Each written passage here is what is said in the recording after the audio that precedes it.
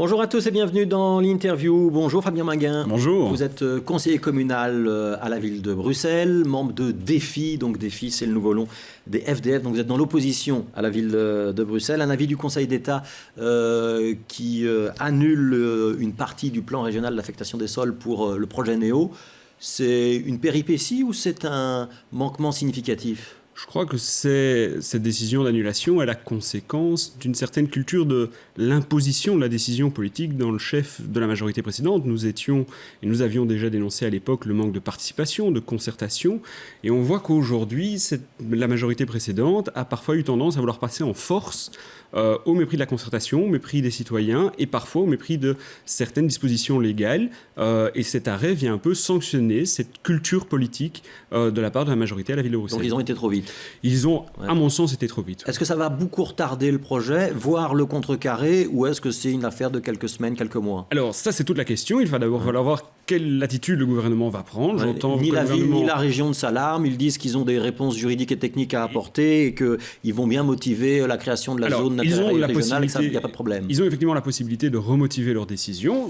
Ça n'empêche que cette nouvelle décision pourra être à nouveau attaquée éventuellement et, in fine, peut-être déboucher sur une évaluation complète. Et donc, le risque zéro n'existe pas dans ce dossier. Ce n'est pas ce que je souhaite, mais il est certain qu'il y a un risque juridique. Comme toujours, j'entends que le gouvernement est serein. Par contre, la vraie question, vous l'avez dit, c'est l'impact sur les délais. On sait que ce projet est en course, si on peut dire, avec un autre projet de centre commercial en dehors de la région bruxelloise. Et clairement, ici, la question de l'impact sur les délais va être très importante. Et donc, nous la poserons au ministre-président dans les prochaines semaines. Si Neo ne devait pas sortir de terre avant YouPlace et donc ne pas pouvoir attirer et les bonnes enseignes et le chaland, c'est-à-dire les acheteurs, ce serait catastrophique pour le projet ? Ce serait en tout cas une perte importante. Maintenant, c'est ce qu'on avait toujours dit et dénoncé à l'époque du lancement du projet. Il n'y a jamais eu peut-être suffisamment d'études sur la nécessité de créer un centre commercial dans le nord de Bruxelles et de comment est-ce qu'on allait répartir ce schéma commercial avec un défaut de prévoyance. Docks, avec le centre-ville. Je crois qu'il y a un intérêt économique important dans le cadre de Neo et de ce centre commercial, c'est indéniable. Il y a des emplois bruxellois à la clé, c'est indéniable. C'est pour ça que nous soutenons en partie ce projet. Mais il y a une réflexion à faire sur la manière dont nous prévoyons la répartition de notre offre commerciale au sein de la région et dans son hinterland. Ouais, ça veut dire qu'avec Docks, avec aussi le centre-ville et la rue Neuve, avec éventuellement YouPlace, vous pensez qu'il y en a peut-être un de trop ? Il faudra en tout cas permettre à chaque entité, à chaque quartier de définir sa vision, sa plus-value en termes d'offres commerciales pour permettre la coexistence de l'ensemble de ces projets. C'est à la ville de le faire ? C'est à la ville et à la région de le faire. Ensemble. Alors, on va franchir le ring. Il y a un autre dossier qui fait couler beaucoup d'encre au Conseil communal de la ville de Bruxelles. C'est celui du Stade national, avec la désignation d'un avocat conseil sur ce dossier qui est contesté. Est-ce que la majorité, parce qu'il y a eu Conseil communal hier, est-ce que la majorité vous a convaincu sur ce point-là ou pas ? Du tout. Les explications qui ont été fournies par M. Courtois, dont j'attends qu'il produise la note juridique qui, selon lui, le dispense de passer les procédures de marché public dans le cadre de la consultation de ce cabinet d'avocats. Pas du tout. On déconne un tout petit peu pour les téléspectateurs. Donc il y a un cabinet conseil qui a été choisi pour épauler la majorité dans ce dossier il n'a visiblement pas fait l'objet d'un appel d'offres. L'échevin des sports Alain Courtois estime qu'il n'y avait pas un appel d'offres nécessaire et qu'il a bien consulté plusieurs offres et que ça suffit. Alors, on parle quand même, pas de petits montants, on parle de plus de 300 000 € par année budgétaire pour la consultation de ce cabinet. Il y a dans la législation sur les marchés publics et dans la nouvelle loi de juin 2006 des dispositions qui sont prévues en termes de publicité, en termes de rédaction de cahier de charges. Toutes ces dispositions n'ont pas été appliquées.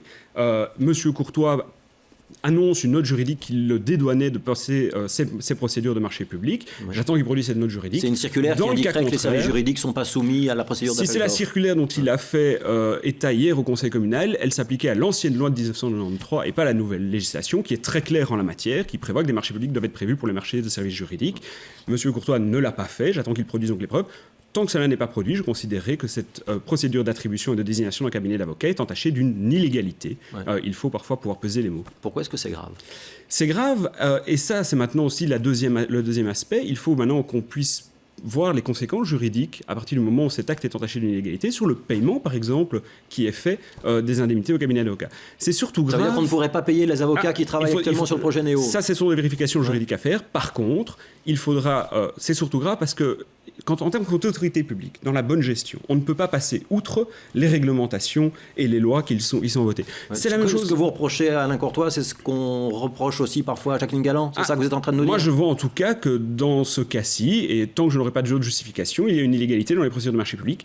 Ça n'est pas acceptable. On ne peut pas accepter que dans une bonne gestion publique, on passe outre des règles élémentaire de l'état de droit. Ouais, ce que dit Alain Courtois, il n'est pas tout seul, c'est le collège dans son ensemble et il y a la région qui est impliquée dans ce dossier, c'est qu'ils ont quand même bien consulté 3 cabinets d'avocats, qu'il y a donc bien eu une mise en concurrence de plusieurs cabinets d'avocats et qu'on n'a pas joué avec l'argent du contribuable. Vous acceptez l'explication ou pas? Donc je dis, et je l'ai dit hier au Conseil communal, je crois qu'effectivement il n'y a pas d'intention frauduleuse, ça enlève les responsabilités civiques sans doute, mais par contre, il ne suffit pas d'envoyer un mail à 3 cabinets d'avocats pour désigner. Il y a des procédures, il y a une législation qui s'applique, on parle quand même de montants extrêmement importants. Il y a des règles de publicité, il y a des règles de transparence, d'égalité des différents soumissionnaires qui auraient pu postuler pour remporter ce marché de services juridiques. Et donc là-dessus, la décision me semble entachée d'une illégalité. Ouais, la presse, notamment le journal Le Soir, rapporte ce matin que l'ambiance a été assez tendue hier soir, que vous n'avez pas tellement apprécié le manque d'écoute de l'échevin des sports. C'est correct? Je crois que M. Courtois était en train de lire son roman au moment où on l'interrogeait, notamment pour connaître les bases juridiques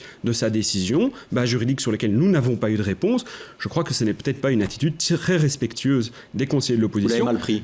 Je crois surtout que ça démontre peut-être un désintérêt et un peu de désinvolture dans la manière dont sont gérés ces dossiers, alors qu'on parle ici, je le répète, d'une possible illégalité dans l'attribution d'un marché à plus de 300 000 euros et dont les frais cumulés atteignent presque le million d'euros. Je crois qu'en termes de bonne gestion publique, il y avait peut-être une autre attitude à aborder. Ou une forme de lassitude ou de défi vis-à-vis de l'opposition parce qu'on estime qu'elle fait de la flibuste ou qu'elle intervient à tort et à travers. Si contrôler l'action démocratique d'un collège pour savoir si, quand on dépense près d'1 million d'euros en frais de cabinet d'avocat, on respecte les procédures, c'est faire de la flibuste, je crois plutôt que c'est un sain contrôle démocratique, que ça fonctionne ainsi, l'usage du pouvoir est limité par les lois et par le contrôle démocratique de l'opposition. Alors, je voudrais qu'on parle de ce qui se passe à la Fédération Wallonie-Bruxelles avec une série d'annonces faites par le ministre Jean-Claude Marcourt hier, notamment en termes d'encadrement ou d'accompagnement du culte musulman, notamment de la formation des imams. Est-ce que pour Défi, votre parti, ça va dans le bon sens ? Je crois qu'on va dans le bon sens. Je crois qu'il faut effectivement réfléchir avec le monde musulman à la manière dont on peut réformer et faire apparaître éventuellement un islam de Belgique. Pourquoi ? Parce qu'on sent bien aujourd'hui qu'il y a peut-être au sein du monde musulman et du culte musulman, d'abord ils sont victimes de la stigmatisation et donc il faut pouvoir les aider aussi à sortir de cette stigmatisation et je crois que ça peut effectivement passer par une meilleure formation et un meilleur encadrement du culte, mais je dois le dire, en partenariat avec eux, pour véritablement arriver à un culte musulman qui peut ainsi lutter contre une dérive qu'il connaît malheureusement en son sein, qui est une radicalisation et un dévoiement de sa religion. Ouais, donc obligation d'apprendre le français ou de maîtriser le français pour les imams qui exercent en Belgique, un certificat obligatoire à terme, il existe aujourd'hui mais il n'est pas obligatoire pour les professeurs de religion, une formation pour les visiteurs de prison. Est-ce qu'on n'est pas un petit peu en train d'encadrer le culte musulman d'une manière différente de ce qu'on applique au culte catholique, aux protestants, aux israélites et éventuellement à la morale laïque aussi d'ailleurs? C'est pour ça qu'on doit faire ce travail-là avec eux. Moi, je ne suis pas là aujourd'hui pour venir stigmatiser une communauté. Ce que je veux, c'est permettre au monde musulman et au culte musulman d'avoir en son sein les outils pour lutter contre ceux qui dévoient une religion pour radicaliser une jeunesse. Il y a besoin de faire bien le tri et de bien faire la différence entre l'exercice de la foi musulmane aujourd'hui et les dérives qui peuvent conduire au terrorisme qu'on a constaté chez clairement, je l'ai déjà dit, ce qui est prôné par Daesh est un dévoiement d'une religion, ça n'est pas la religion musulmane, et je le dis, que ce soit en termes de victimes ou en termes de stigmatisation, les premières victimes de Daesh restent les musulmans aujourd'hui. C'est quoi la différence entre la laïcité et la neutralité ? C'est une différence fondamentale. La laïcité, ça doit être la pierre angulaire de notre société. La laïcité, c'est un concept juridique fort qui rappelle que l'autorité de l'État est supérieure à toute autorité philosophique ou religieuse. Et donc, la neutralité, c'est vide de sens juridique. La laïcité, c'est justement, et c'est pour ça que nous demandons son inscription dans la Constitution, se donner la possibilité d'avoir un régime juridique qui, par exemple, permet d'interdire les signes convictionnels dans l'usage à fonction. Donc, ça veut dire que la laïcité, l'État ne s'occupe plus du tout de religion. Alors, C'est là qu'on doit être, et peut-être qu'il y a une différence avec la laïcité républicaine française, on doit sans doute avoir une laïcité peut-être un peu plus inclusive. Moi, je ne suis pas pour une laïcité qui exclut. Je suis pour une laïcité qui rappelle ce fondement essentiel de l'autorité de l'État par rapport aux autorités religieuses. Je suis pour une laïcité qui permet de créer cet espace d'expression aussi de la foi et cette liberté d'expression des croyances philosophiques et religieuses, mais donc une laïcité inclusive qui permet à chacun de trouver son mode d'expression tout en rappelant les fondamentaux et créer cet espace commun en réalité. Aujourd'hui, un royaume de Belgique, l'État n'est pas laïque, on rémunère les ministres du culte notamment. Ça veut dire qu'on doit renoncer à ça ? Mais c'est là qu'on doit trouver. Je suis pour l'inscription de la laïcité pour effectivement permettre, mais je crois que par contre on doit arriver à une laïcité inclusive qui permet l'expression du culte et il faut le voir si ça doit se faire via un financement ou pas. Et là on doit avoir certainement un dialogue interculturel. Il y a une différence entre les libéraux, Denis Ducarme, Charles Michel et Défi. Clairement, sur cette question-là, on l'a dit, le concept de neutralité tel que proposé par les libéraux est un concept vide de sens, vide de force juridique. Je vois que d'autres formations politiques aller jusqu'à la laïcité. Il faut la laïcité. Parce qu'il a un sens juridique et une force juridique, est effectivement quelque chose d'absolument nécessaire. C'est pour ça que nous demandons son inscription dans la Constitution. Quand Denis Ducarme demande un débat sur les valeurs et dit qu'il faut avoir ce débat maintenant, il a raison. On a dit, il faut aller, mais il faut aller au fond. Et par contre, il ne faut pas animer ce débat sur des valeurs comme fumigène à peut-être certains manquements de la politique du gouvernement fédéral. Ouais, quand Denis Ducarme dit que côté PS et CDH, on a eu des manquements et qu'on a joué parfois un petit peu la carte communautaire pour des raisons électorales, il a raison. Je crois qu'il fait du fumigène pour peut-être masquer un peu c'est ça le fumigène. Oui, je crois que c'est ça, typiquement le fumigène. Je crois par contre, et je remarque qu'au sein du PS, certains nous rejoignent sur la question aujourd'hui de l'inscription de la laïcité de la Constitution. C'est quelque chose dont je me réjouis. Je crois que plus que jamais, on est dans un momentum important. Je l'ai dit, cette question de laïcité sera la pierre angulaire qui permettra la coexistence et le vivre ensemble. On va pouvoir avoir ce débat-là qui va être un débat fédéral, parce que ce sera francophone et néerlandophone, avec par exemple des partis comme le CDNV, la NVA, le CDH. Mais je crois qu'on peut s'entendre sur une laïcité en Belgique, comme je le dis, dans une laïcité qui permet aussi l'espace de liberté d'expression de la foi. Ça n'est pas pour exclure, c'est justement pour permettre à un moment d'avoir un espace commun, des règles communes et un espace d'expression. Votre conception de la laïcité, est-ce qu'un élu peut porter le voile ? Est-ce qu'une fonctionnaire au guichet peut porter le voile. Une fonctionnaire, par exemple, dans l'exercice de ses fonctions, ne devrait pas pouvoir porter le voile. On a vu dans le cas d'Actiris, par exemple, que notre règlement de travail était annulé. L'inscription de la laïcité dans la Constitution permettrait de donner de la force juridique à ces règlements de travail et d'ainsi régler cette question. Donc pas de voile pour les fonctionnaires, ça c'est la position de Défi.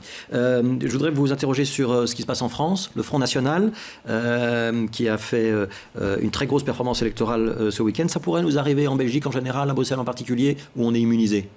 Alors, on a sans doute un travail, mais je crois qu'on n'est jamais immunisé par rapport à ce courant d'extrême droite. Je crois que surtout, en tant que politique, nous devons parfois aussi nous remettre en question, car je crois que c'est surtout l'expression d'un mécontentement. Et quand on le voit dans des dossiers comme l'attribution ou non de marchés publics dans le cadre du dossier Stade, dans le piétonnier, quand on voit que le politique a parfois tendance à créer une opposition par rapport aux décisions et aux projets qu'il porte, il y a peut-être une manière de réfléchir sur la fonction que nous occupons, la manière dont nous occupons cette fonction, pour éviter ce sentiment de rejet vis-à-vis de la politique qui, malheureusement, se traduit régulièrement dans des votes d'extrême. Ouais, vous faites un grand écart quand même entre néo et l'extrême droite. Ce que je veux surtout dire, c'est que le politique a comme responsabilité d'un moment, si on veut éviter la montée de l'extrême droite, il faut que nous gérions de manière correcte, en dialogue avec le citoyen, en concertation avec lui, les fonctions qui sont les nôtres. Obtenir une grande confiance du citoyen. C'est souvent un vote de rejet, c'est un vote de repli, c'est un vote d'extrême qui n'apporte aucune solution, mais qui est dangereux pour nos démocraties. Si demain il y avait un parti d'extrême droite qui émergeait en Belgique francophone, il y aurait un cordon sanitaire ? J'espère, en tout cas, je plaiderai pour que ce soit le cas, mais je vois déjà parfois des dérives au sein de notre pays sur certains partis qui prônent un repli identitaire, des idées parfois à la droite extrême et qui sont pourtant associés dans des gouvernements. Ouais, vous visez qui ? La NVA. La NVA. Donc la NVA, on devrait lui appliquer un cordon sanitaire. Je ne dis pas qu'on devrait lui appliquer un cordon sanitaire, mais je dis qu'il y a parfois une dérive et qu'il faut faire attention à tous les discours qui aujourd'hui prônent le repli identitaire plutôt que de créer les conditions de la bonne gestion publique. Il y a des différences entre le FN de Marine Le Pen et la NVA de Bart De Wever ou il n'y en a pas ? Il y en a, mais je remarque quand même qu'il y a une certaine proximité, et c'est un universitaire flamand qui le disait. Il y a aujourd'hui au sein de la NVA un courant extrême droite assez important. Et je crois qu'il faut être vigilant par rapport à la montée de ce genre de courant. Merci Fabien Maguin d'avoir été l'invité de l'interview. Demain, c'est Marc-Jean Geissels, bourgmestre socialiste de Forêt, qui sera avec nous. À demain.